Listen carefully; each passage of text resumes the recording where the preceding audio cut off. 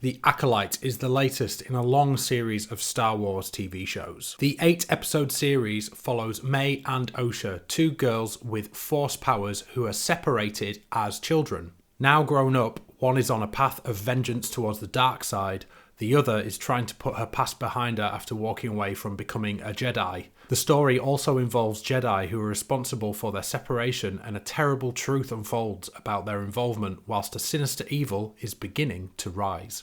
Though my opinions of Star Wars since its foray into the live-action TV series have been very mixed, I always go into any new project with a sense of hope. I am a Star Wars fan, but that always comes second to being a fan of cinema and storytelling. I look to Star Wars to be an event that carries me away on an epic space adventure that's exciting. For me, The Acolyte is the most unaccomplished output for Star Wars ever. I hate to get right into the negatives, and the issues have been covered extensively by other creators, but the writing here is just all over the place. Dialogue is consistently and non-purposefully hilarious, down to delivery, word choice, or the feeling that this was written by a 5-year-old. If a show fundamentally has poor writing, then it's an uphill struggle from there, and The Acolyte really struggles. Episode 3 widely is considered a touchstone of garbage for the franchise, and it rightly deserves that moniker. The absolute batshit premise, weird chanting, cultish nature of it in something intended to work for a wide audience, coupled with the appalling script, isn't just not becoming of Star Wars, but of any pop culture.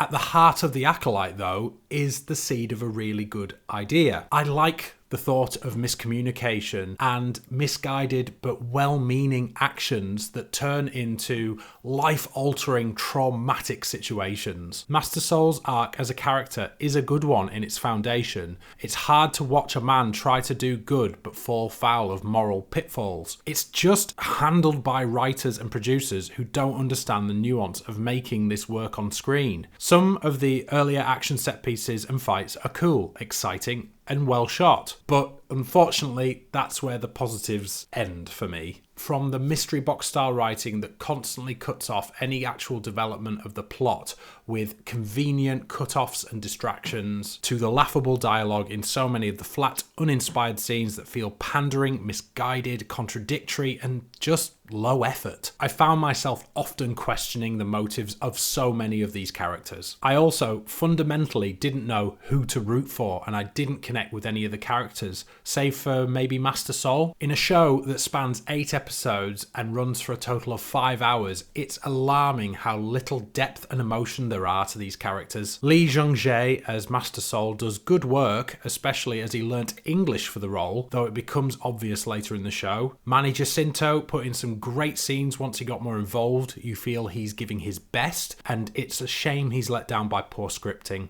Amandla Stenberg as the two lead characters is supremely one note. It's hard to get on board with someone who just doesn't feel dynamic, especially when they play two different people. You don't get this overwhelming feeling of difference in performances. Carrie Moss is massively mishandled here. This could have been so cool, but her character, like many in here, is just written so one note, it's a severe waste of her talent. When you're making Star Wars, there's a need cinematically to make things feel grand. And this just doesn't. With such a backward-ass story, showrunner Leslye Headland must have used that $180 million budget on just trying to unpack all the convoluted garbage in the story. It pains me that this is my return to the format of reviewing, but I just cannot recommend this at all. I'm usually one to see something for what it is, even if it's not for me. But when a show, at its foundation, is so clumsily written, even for a daft sci-fi entertainment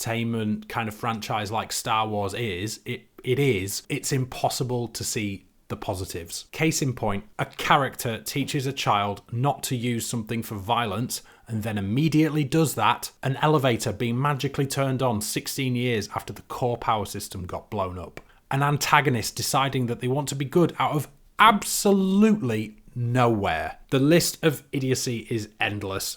constantly flip-flopping morals, allegiances, and utterly confounding decisions mar the entire series. I haven't even mentioned episodes that reek of padding material that could have easily taken 10 minutes, or how completely canon-breaking some of the actions in this are to Star Wars lore. But I feel like this was just another half-hearted crank on the content handle, and that I wasted my time watching this at all. It is a real shame that this is where Star Wars is right now, and the track record just keeps on getting worse. There are so many instances of pure exasperation in The Acolyte, and it makes it seem like Obi-Wan Kenobi was actually a pretty decent TV show. And that's it for The Acolyte. Thank you so much for watching. If you enjoyed this video, please like and subscribe and say hello in the comments, or you can go ahead and watch one of these videos.